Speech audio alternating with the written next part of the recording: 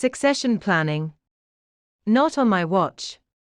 At first blush, it would appear there is no shortage of succession planning advocates convinced in theory the importance and benefits of corporate succession planning.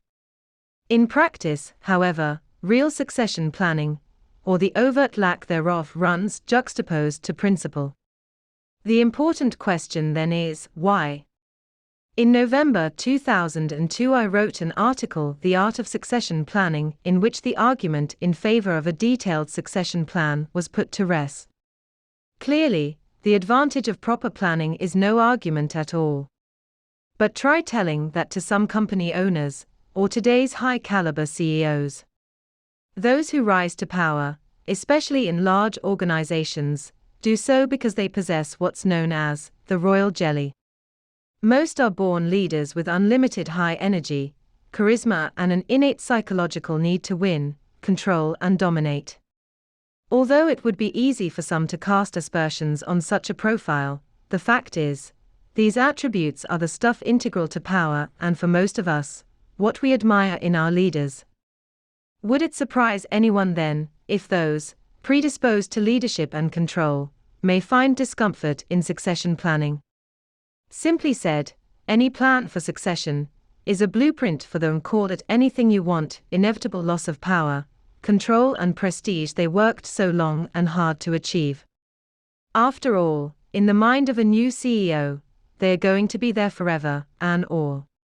If they leave, it will be by their choosing. No leader is perfect. They make mistakes. For them, the last thing they need is the added pressure of a motivated heir apparent waiting in the wings, with a blueprint for a much anticipated and inevitable transition to power. Reigning CEOs are not sacrosanct from the ambitions of the would-be kings. The net result? No succession plan. Where there's a will, there's a relative. Wish if we could that each successive generation spawn greater leaders than the last. Successful family-owned and operated companies face succession challenges on two fronts. Not every child of a great leader is blessed with the royal jelly. Teddy Kennedy spring to mind. More often the next generation, either because of, or despite having lived a life of privilege, find themselves bereft of the right stuff and unequipped to lead. A good model for this is the British monarchy. Hang in there, Lizzie. Succession planning for family-owned businesses can further be compromised when there are heir apparents from competing families.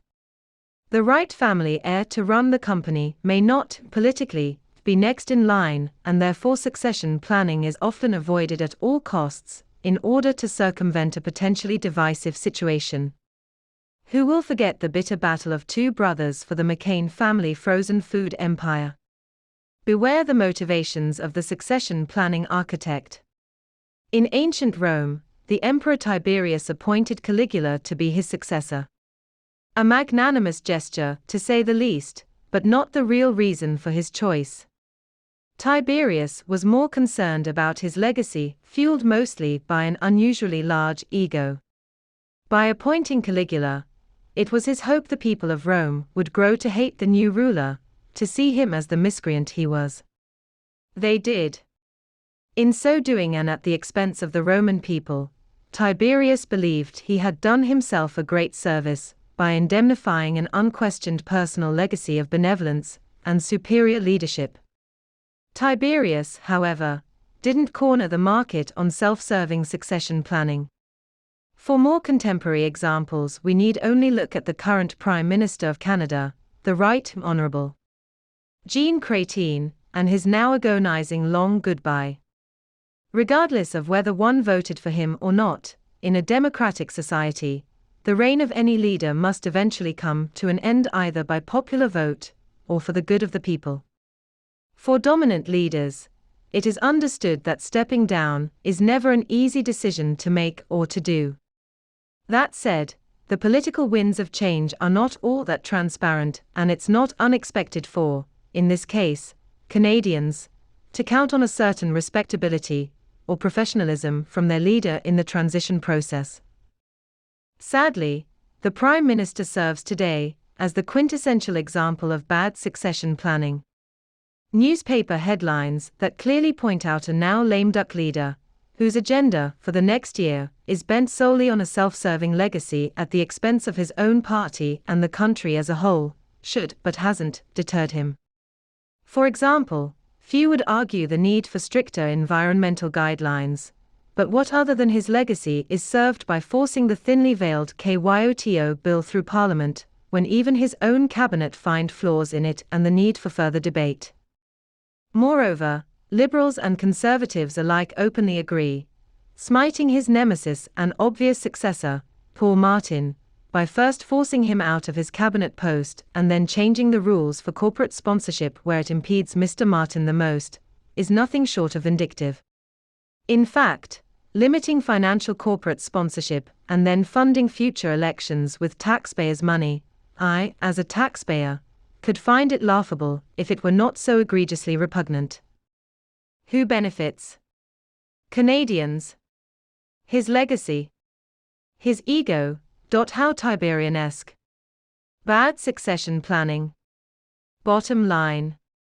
Succession planning is an integral part of what binds and brings balance to business, politics, and even our personal lives. Like most disciplines, it's not as easy as it sounds. Nevertheless, like death and taxes, it is unavoidable and will come one day on our watch. What still remains our choice is how we handle it when it's our time. That too will reflect in our legacy. For a copy of the article The Art of Succession Planning, send an email request to paul@success150.com.